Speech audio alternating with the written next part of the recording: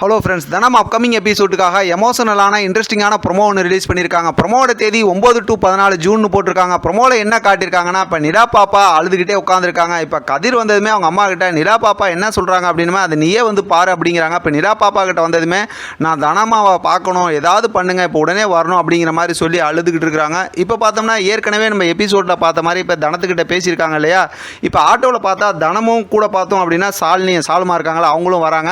இதை தான் வந்து அவங்க வீட்டில் அவங்க சித்தியெல்லாம் நைட் நேரத்து இந்த மாதிரி போகிறது வரதெல்லாம் பிரச்சனை சொல்லி லாஸ்ட் எபிசோடில் ப்ரொமோவை பேசுகிறாங்க. ஆனால் இப்போ தனம் வந்ததுக்கப்புறம் பார்த்தா நிலா பாப்பா எப்பவும் போல் ரொம்ப குஷியாக சந்தோஷமாயிட்டாங்க. பார்த்தா வீட்டுக்குள்ளார ஒரே சந்தோஷம் தான்.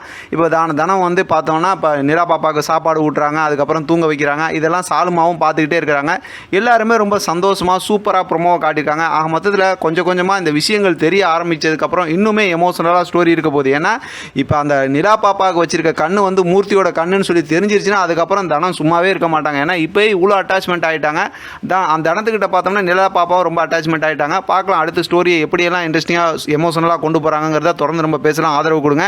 இதை பற்றின உங்களோட கருத்து கமெண்ட் பாக்ஸ் தெரியப்படுத்துங்க. தொடர்ந்து ஆதரவு கொடுங்க. தேங்க்யூ ஃப்ரெண்ட், தேங்க்ஸ் ஃபார் வாட்சிங்.